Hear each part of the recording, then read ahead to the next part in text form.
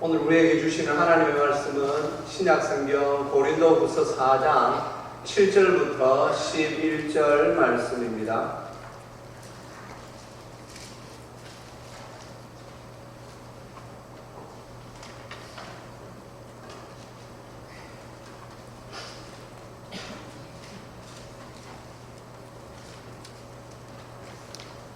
네, 우리 성도님들 한 절씩 받들어 읽겠습니다. 우리가 이 보배를 질그릇에 가졌으니 이는 심히 큰 능력은 하나님께 있고 우리에게 있지 아니함을 알게 하려 함이라.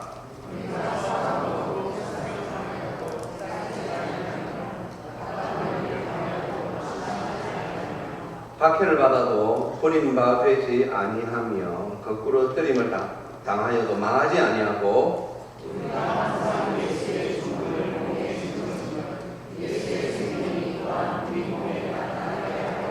같이 읽습니다. 우리 살아있는 자가 항상 예수를 위하여 죽음에 넘겨짐은 예수의 생명이 또한 우리 죽을 육체에 나타내게 하려 함이라. 아멘. 기도하겠습니다. 하나님 아버지 은혜 감사합니다.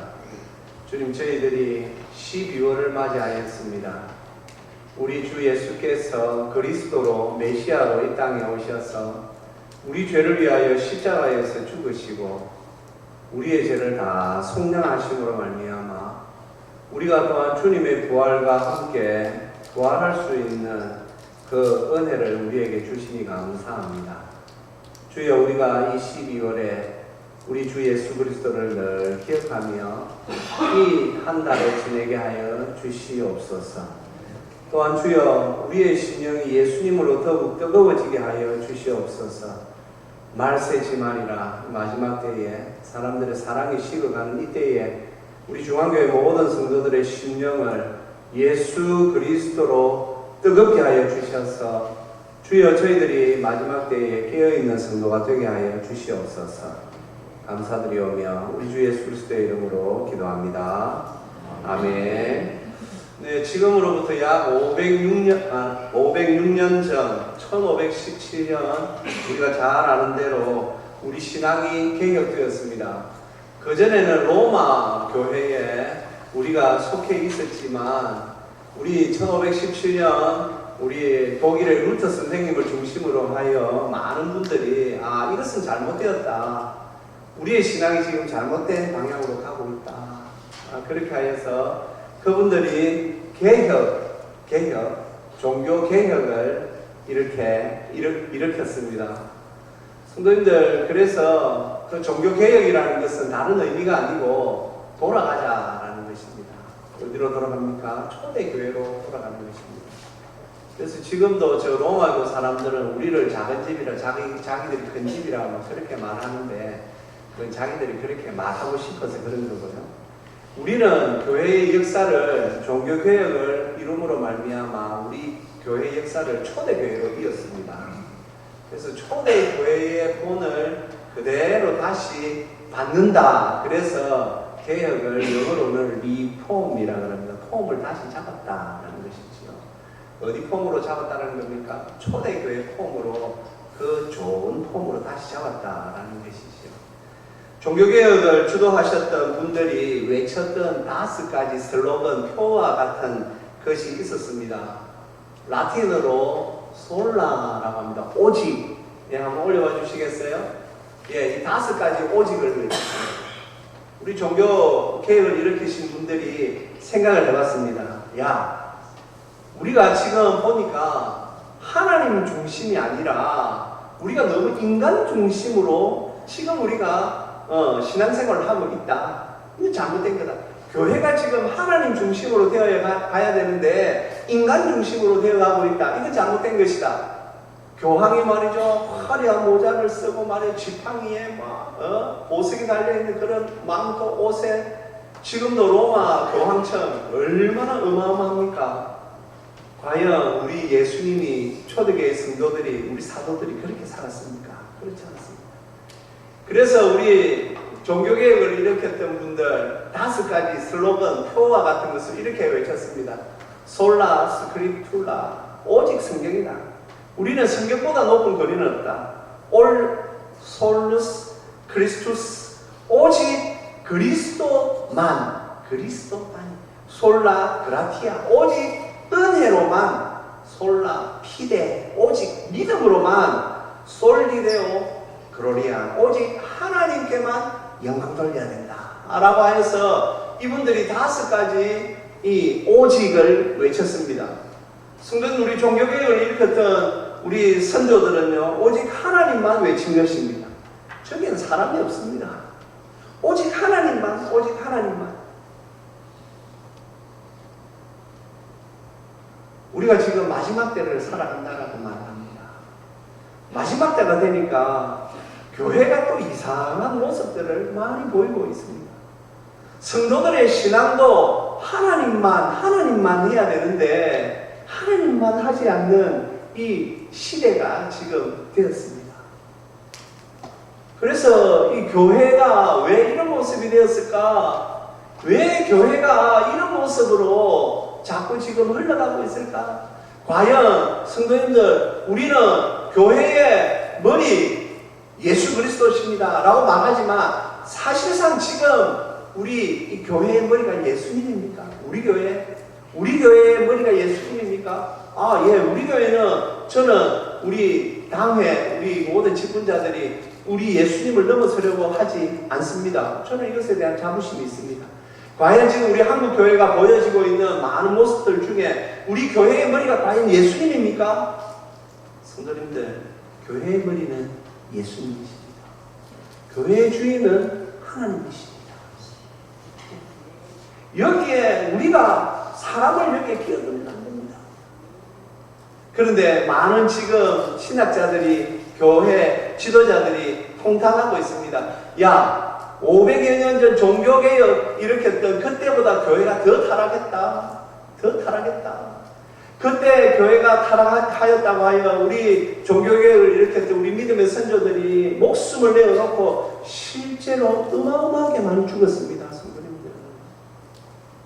독일에서는요, 마녀 사냥이라 해가지고 예수님을 신앙 고백하는 그 성도들을 불에 태워 화형을 얼마나 많이 죽였는지 모릅니다. 여러분들이, 우리가 들으면, 아니 진짜 성도님들, 그들이 우리 개신교도들을 정죄했던 이유 중에 하나가 뭔지 아십니까? 구원의 확신이 있다. 뭐? 구원의 확신이 있다고 죽였다고? 예, 그때는 구원의 확신은 신부들만 가지고 있는 거고, 일반 성도들은 구원의 확신을 가지면 안 되었습니다. 어디 교만하게 너희들이 구원의 확신이 있어? 어찌 될 줄 모른다고 말을 해야지. 그래서 그들이 연옥을 만들어도 그때 사람들이 다 수긍을 하고 베드로 성당을 지을 때 면죄부를 구입하고 했던 이유 중에 하나가 구원의 확신이 없었고 구원의 확신은 가지는 것이 아니었기 때문입니다. 그러니 성도님들, 지금 우리가 가진 이 개신교 신앙이 얼마나 귀하고 복됩니까? 네? 우리는 도리어 구원의 확신에 대하여서 확신을 가르쳤습니다. 그래서 우리 믿음의 선조들이 5가지 오직 성경, 오직 그리스도, 오직 은혜, 오직 믿음으로, 오직 하나님께만 영광, 이것을 외치면서 사람의 자리를 모두 다 빼버렸습니다. 오늘 우리가 고린도서 말씀을 듣습니다. 성도님들, 사도 바울은 2차 전도 여행 때 이 고린도시에 1년 반 동안 머물면서 이 고린도 교회를 세웠습니다. 우리가 잘 알다시피 사도 바울이 사도행전에 보면 다메섹 도상에서 부활하신 예수님을 만납니다. 그리고 그가, 야, 내가 지금껏 하나님을 잘 믿는다고 생각했는데 우리 주님께서 뭐라고 말씀하셨습니까? 사울아, 사울아, 네가 가시채를 발길질하는 것 같이 왜 그렇게 사느냐? 네 시온이었다 하니 네가 핍박하는 예수라. 그때 바울은 알았습니다. 아, 이분이 바로 하나님 그리스도 메시아이시구나. 그래서 그의 삶을 얼마나 후회하며 내가 왜 그 유대교회에서 하나님을 제대로 섬기지 못하고 그렇게 살았을까? 그래서 사실 이 사도 바울의 1년 반이라는 시간은 성도님들 어마어마한 시간인 것입니다. 우리가 생각하는 우리의 뭐 시간 1년 반과는 사실 어떻게 보면 다른 시간이었죠. 그에게는 한 시 한 시가 너무나도 중요했는데 1년 반 동안 고린도 머물면서 그 고린도 교회를 세웠습니다. 그런데 우리가 고린도 전후서를 말씀을 읽어보면 어떤 일이 일어납니까? 사도 바울이 참 그가 하나님 앞에서 최선을 다하여 세웠던 교회 성도들이 사도 바울의 멱살을 잡기 시작했습니다. 네가 사도가 맞느냐? 사도라 하면 일단은 예수님이 살아계실 때 예수님의 제자였고, 그리고 또 부활하신 예수님을 직접 목격한 사람이 사도인데 왜 네가 사도가 됐냐? 네가 말했다시피 너는 그 당시에는 예수 믿는 사람을 핍박하고 스데반 집사 죽일 때도 네가 가표 던져가지고 스데반 집사까지도 죽여놓고는 어떻게 네가 사도냐? 성도님들, 사실 이 문제에 대해서는 사도 바울이 부활하신 주님을 바로 만났기 때문에 그 당시에 있었던 초대교회 사도들도 바울을 인정했습니다. 사도권을. 바울을 인정했습니다. 그래서 베드로도 우리 형제 사울 하면서 그의 그 사도권을 인정했습니다. 그런데 이 고린도 교회 이 성도들은 아주 교만방자해져서 자기들이 바울을 통하여 복음을 들어놓고는 자기들에게 막 은사, 소위 말해서 은사나 막 이런 게 나타나고 하니까 자기들이 교만해졌어요. 그리고는 사도 바울을 흔들기 시작한 것입니다. 우리가 교회를 다니면서 어려운 것이 무엇입니까? 이 교회는 만만한 곳이 아닙니다. 저도 지금 목사가 되어 있지만 교회는 만만한 곳이 아닙니다.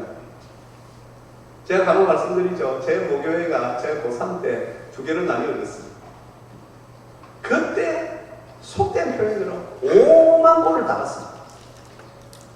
오죽했으면 그 19살짜리 그 뭘 안다고 말이죠. 제가 예배당 밖에서 예배당 안에 못 들어가고 예배당 밖에서 예배당 그물을 잡고 엉엉 우는 걸 갖다 몇 날을 며칠을 그렇게 했습니다. 하나님 교회가 왜 이랬습니까? 교회가 왜 이랬습니까? 하나님 교회가 이러면 되는 것입니까? 제가 예배당을 붙잡고 그렇게 울었어요. 교회는 왜 그럴까요? 아니, 정확하게 말하면 교회 다니는 사람들은 왜 그럴까요?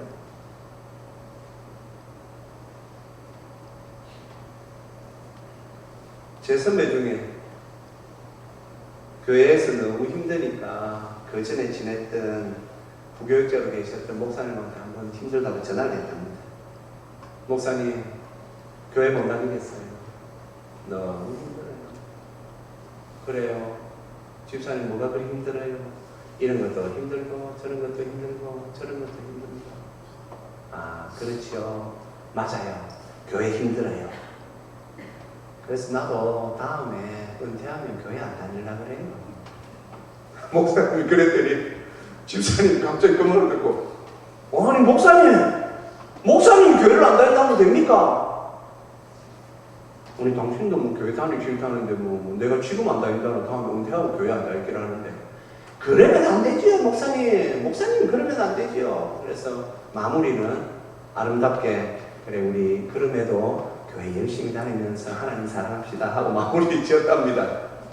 왜 그런 대화를 해야 합니까? 왜 고린도 교회가 사도 바울에게 은혜를 입어 그들이 예수님에 대하여 배우고 하나님의 자녀가 된 것을 배우고 했는데 왜 그들이 사도 바울의 멱살을 잡고 당신 사도 맞습니까? 왜냐하면 그 당시 초대교회 안에는 소위 전도자들이라는 사람들이 많이 있었습니다. 이미 이제 우리 예수님을 믿는 사람들이 이렇게 많아지면서 그 중에서 말이죠. 야, 이거 돈벌이가 되겠다. 성경은 그 당시가 헬라 문화 아닙니까? 헬라 문화에서 굉장히 뛰어난 학문이 있었습니다. 바로 수사학이었습니다. 말하는 법. 그래서 말이죠. 그 당시 철학자들이 굉장히 많았지 않습니까? 유명한 철학자들이. 철학자들은 머릿속에만 가지고 있으면 안 됐습니다. 그것을 말을 해야만 그것이 완성된다고 보았습니다. 그래서 말하는 법을 가르치는 수사학이 어마어마하게 발전했습니다. 자, 교회가 세워졌습니다. 그러니 이제 그 당시 거리를 다니면 사람들에게 말이죠, 자기 개똥 철학을 갖다가 아주 멋지게 포장해가지고 돈을 벌어 먹던 사람들이 교회 안으로 들어온 자들도 있었습니다. 야, 이거 돈이 되겠는데? 그리고는 말이죠, 아주 말이죠, 막 화려한 수사 기법을 동원해서 막 자기들이 예수님에 대해서 잘 아는 것처럼 하나님에 대해서 막 혼자서 설교를 합니다. 그러니 사람들이 혹합니다. 성도님들, 말을 너무 잘하는 설교자는 그래서 어렵습니다. 굉장히 조심스럽습니다. 그러나 우리가 알기로 사도 바울은 그렇게 하지 않았습니다. 왜요? 사도 바울이 수사학을 공부를 안 해서 그렇습니까? 아니요. 사도 바울은 항상 하나님이 살아계신 것을 느끼는 사람이었습니다. 항상 하나님의 임재 속에 사는 분이었습니다. 그래서 그는 항상 설교할 때에도 자기가 하나님 앞에서 설교한다는 것을 명심했습니다. 그리고 사람들을 대할 때도 하나님 살아계심을 항상 생각하고 자기가 일을 할 때에도 정말 말이죠, 영적인 실체, 성령께서 자기 배후에서 역사하신다라는 것을 항상 기억하고 있었습니다. 그래서 고린도 교회 성도들이 자기 맥살을 잡고 네가 사도가 맞느냐 막 맥살을 잡고 건들 때에도 바울은 담대했습니다. 싸우지 않았습니다. 싸울 필요가 없었습니다. 왜냐하면 하나님이 살아계시기 때문에. 보십시오. 2000년 전 교회도 이랬습니다. 교회는 항상 그랬습니다. 교회에서 신앙을 방해하는 것이 무엇입니까? 하나님이 우리 신앙을 방해합니까? 저도 지금껏 이제 짧은 교육자 생활을 하면서 만난 분들 중에 교회 안 다니는 분들 중에 시험 들었다 해가지고 합니다. 그럼 제가 딱 물어봅니다. 혹시 하나님 때문에 시험 들었습니까? 하나님한테 사기당했습니까? 예수님한테 뭐 사기당한 거 있습니까? 아니요, 목사님. 어디에? 그 사람 때문에. 그래요. 그러면 그거 다시 생각해야 되는데요. 사람 때문에 시험 당했다면 다시 교회 가세요. 그리고 하나님 앞에서 당신이 받아야 하는 그 복을 다시 찾으세요. 성도님들, 교회는 눈에 보이지 않는 하나님을 우리가 믿는다라는 눈에 보이는 사람들이 있는 것입니다. 사람들이 그래서 어떤 때는 방해가 될 때도 있습니다. 예. 하지만 그때도 우리가 기억해야 하는 것은 하나님이 살아 계시다라는 것입니다. 성령님이 우리와 함께 하신다라는 사실입니다. 너무 사람 목소리가 나가면 안 됩니다. 이것을 우리가 잘 기억하여야 우리가 앞으로 나아갈 수 있습니다. 자기 자신을 볼 수 있어야 합니다. 사도 바울은 그런 와중에서도 항상 자기는 나는 날마다 죽노라. 나는 날마다 나를 쳐서 복종시켜노라. 나는 죄인 중에 괴수라. 항상 자기 자신을 하나님 앞에 놓고 보았습니다. 사도 바울, 성도님들, 우리가 성경을 통하여서 말이죠, 이 땅에 있으면서 천국에 갔다 오신 분, 사도 바울이거든요. 그분이 가지고 있었던 그 많은 소위 말하는 은사, 능력, 성도님들 어떤 사도보다 뛰어난 그 능력들을 하나님 앞에 은사로 다 받았습니다. 그분이 성경을 최소 13권을 성경을 기록한 분입니다. 그럼에도 그는 항상 겸손했어요. 왜 겸손할 수 있습니까? 인품이 좋았어요? 아니요. 하나님을 만나면 그렇게 됩니다. 오늘 제가 설교 제목을 예수를 위하여. 오늘 사도 바울은 예수님을 위하여 사는 사람이지 사람을 위하여 사는 사람이 아니었어요. 우리도 마찬가지입니다. 우리는 입으로는 예수님을 위하여 살아야 한다라고 말하면서 자꾸 내 마음대로 살려고 하는 이 죄악된 육신을 입고 있습니다. 그래서 어떻게 해야 됩니까? 날마다 내리쳐야 돼요. 네. 지금 이제 김장 다 담그셨죠? 여러분들 배추를 김장을 하려면 배추가 어떻게 됩니까? 다 죽어야죠. 네. 제가 한때 같이 사역했던 우리 부목사님 중에 아주 참 재밌는 분이 있었는데, 한 분은 그 김장의 원리를 공부를 해보고 싶다. 야, 이 참 김장 희한한 거다 해가지고 그분이 말로 김장을 해봤대요. 야, 그런데 배추가 안 죽더래요. 잘 몰라갖고, 아, 이거 뭐 칼로 쑤시갖고 죽이는 것도 아니고, 이거. 그래가지고 교회 와가지고는 말이죠. 막 어르신들한테 막 여쭤보게 할머니들이 막 웃으면서, 목사님요, 안 죽을 때는 소금을 쳐야지. 소금 치고 그놈들 다 죽어요. 이게 목사님은 너무 그때 소금을 작게 친 거야. 그러니까 배추가 여기 확 죽어요. 아직도 그 이야기가 웃으면서 했던 이야기 기억납니다. 성도님들, 우리는 뭐로 쳐야 할까요? 성령으로 쳐. 말씀으로 우리 자신을 쳐야 돼요. 히브리서에 보면 하나님의 말씀을 살았고 운동력이 있어 좌우의 날선 어떤 것보다 예리하여 혼과 영과 및 관절과 골수를 찔러 쪼개기까지 하며 마음의 뜻과 생각을 감찰하신다. 하나님의 말씀을 가지고 다른 사람을 치는 것은 그거는 말이죠, 예수제이 아니죠. 하나님의 말씀을 가지고 나를 쳐야죠. 예? 나를 쳐서 족시켜야 되죠. 그래야만 성도가 될 수 있는 것이죠. 사도 바울, 성도님 고린도후서 11장에 보면 사도 바울의 고난 목록이 나옵니다. 야, 정말 저는 간혹 그런 말을 합니다. 목사님들끼리 모이면 그런 말을, 야, 힘들다 소리 하지 마라. 니 누구한테 몇 살 잡혀봤나? 몇 번 죽을 뻔하는 매를 맞았나? 우리 매 안 맞아봤잖아. 힘들다 소리 하면 안 돼. 제가 무시 목사님들 농담삼 하거든요. 힘들다 소리 하지 마. 매를 안 맞아봐놓고, 야, 고린도후서 11장 읽어봐. 사도 바울처럼 그리에도 사도 바울께서는 가셨는데 우리 힘들다 소리 하면 안 되지. 진심입니다. 사랑하는 성도님들, 왜 그렇습니까? 하나님을 만납니다. 예수를 위하여. 우리 개신교 선조들이 오직 성경, 그리스도, 은혜, 믿음, 하나님 하면서 오직 그러며 살았듯이 오직 예수를 위하여 하면 사람이 아무리 우리 앞에서 방해를 한다고 해서 성도님들 손바닥으로 하늘을 가릴 수 없다고 우리가 잘 알잖아요. 사람은 손바닥에 불과해요.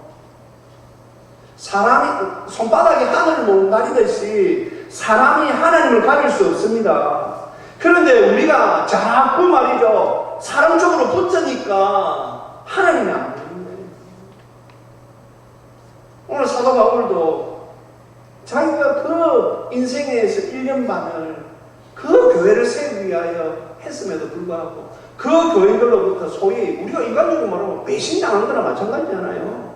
하지만 별거 아니야.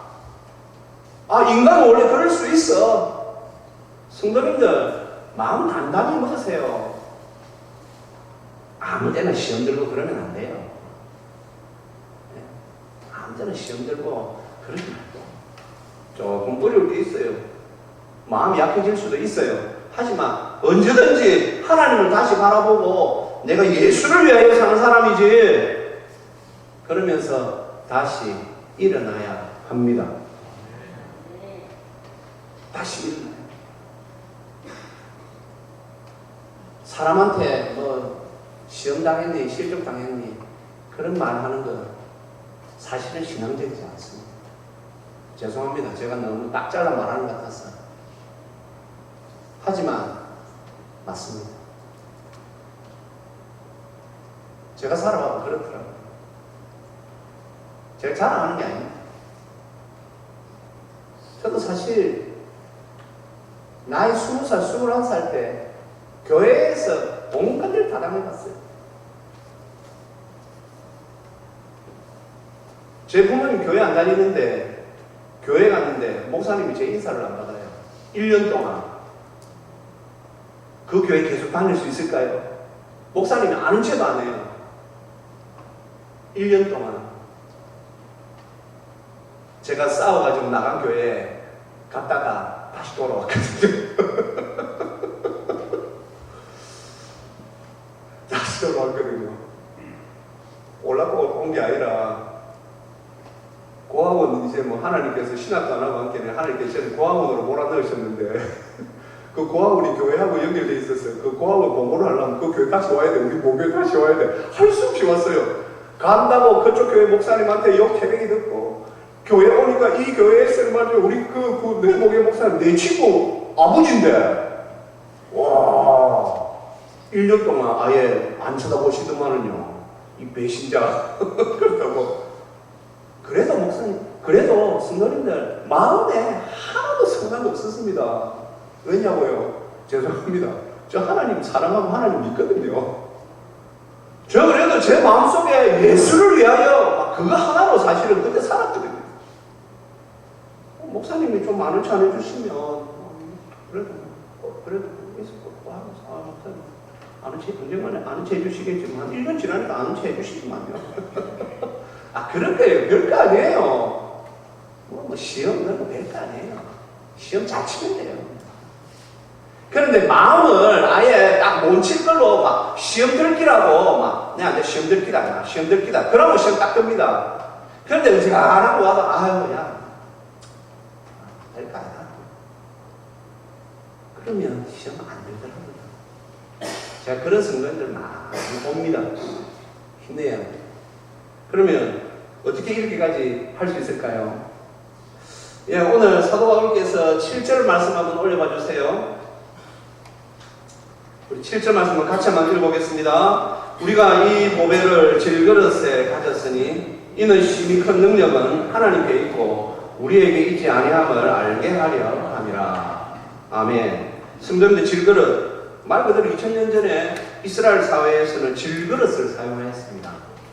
요즘은 뭐 웰빙 해가지고 뭐 질그릇이 뭐 아주 좋은 그릇처럼 뭐 생각되겠지만 그 당시에는 그렇지 않았습니다. 금도 잘 가고 잘 깨어지고 하지만 그 당시에 그 평범한 사람들은 좋은 그릇을 사용할 수 없었기 때문에 질그릇을 음식부터 연료 모든 것을 다 담았습니다. 부뚜막에 보면 언제나 질그릇이 있습니다. 시장에 가도 질그릇을 많이 싸놓고 팝니다. 그런데 이 질그릇의 특징 중에 하나가 잘 깨집니다. 다 깨지면 뒤도 돌아보지 않고 던져버립니다. 성도님들 사도 바울은 항상 우리가 잘 깨지면 질그릇과 같은 존재라는 것을 알았습니다. 우리의 가치는 없다는 것을 알았습니다. 우리가 왜 가치가 있게 됐습니까? 예수 그리스도라는 보배를 우리 속에 하나님께서 담아주셨기 때문에 그래서 우리를 질그릇으로 비유하신 것이죠. 질그릇과 같은 우리에게 보배이신 예수님을 담아주셨어요. 성도님들 이 컵 얼마 하겠습니까? 그런데 이 컵에 지금 물이 담겨 있으니까 우리가 컵을 보지 여기에 말이죠 이만큼 다이아몬드가 이게 담겨있다 생각해 보십시오. 그러면 사람들이 이 컵을 함부로 보겠습니까? 왜요? 컵은 똑같은데 안에 무엇이 담기느냐에 따라 다르다고. 하나님께서 우리 안에 예수님을 이렇게 넣어주셨습니다. 우리에게 성령님을 넣어주셨습니다. 질그릇과 같이 아무 모잘것없는 우리가 말이죠 이렇게 존귀한 자가 되었습니다. 우리가 존귀해서가 아니라 예수님이 존귀해서 그 존귀하신 예수님을 담고 있는 우리까지 하나님께서 존귀하게 봐주시는 거죠.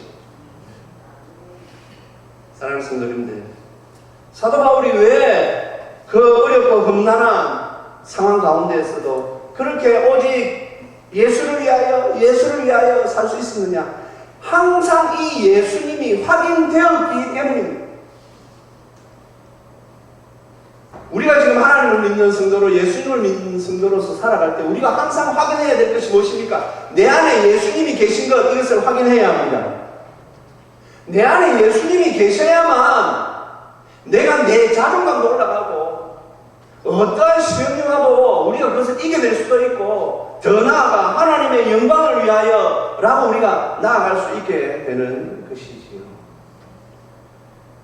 오늘 사도 바울께서 8절 9절 좀 올려봐 주십시오. 우리가 사망으로 우겨쌈을 당하여도 쌓이지 아니하며 답답한 일을 당하여도 낙심하지 아니하며 박해를 받아도 버림받지 아니하며 그 꾸리뜨림을 당하여도 망하지 아니하고 왜 이렇습니까? 예, 그 뒤에 있는 13절 말씀 한번 올려봐 주시겠어요? 오늘 제가 읽지는 않았지만 같이 한번 읽어보겠습니다. 기록된 바 내가 믿었으므로 말하였다 하는 것 같이 우리가 같은 믿음의 마음을 가졌으니 우리도 믿었으므로 또한 말하노라. 아멘. 사도 바울도 하나였습니다.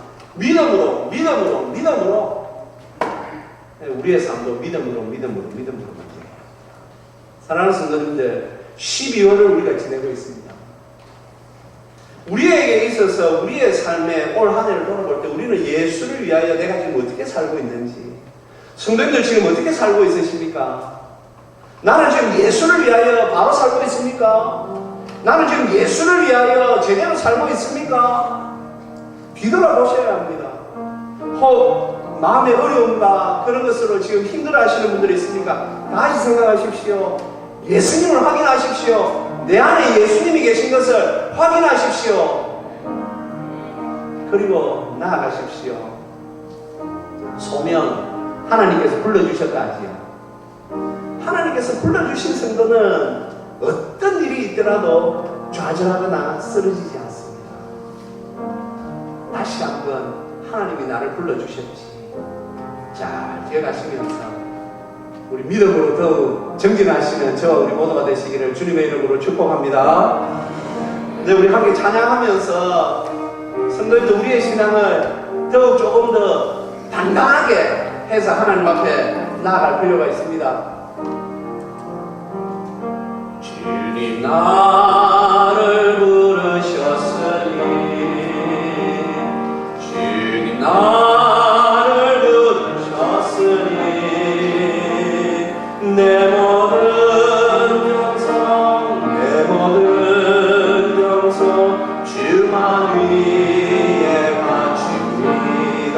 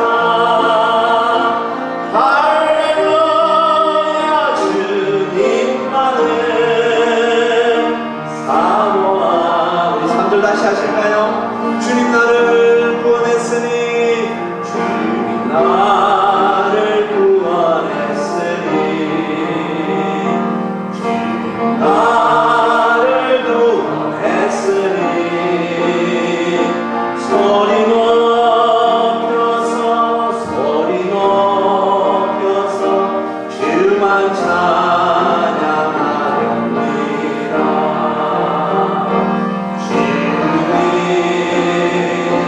주님 나의 기도 들으사 할렐루야. 주님만을 사모하게 하옵소서.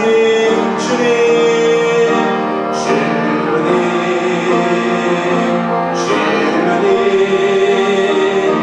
나의 기도 들으사 할렐루야. 주님만을 사모하게 하옵소서.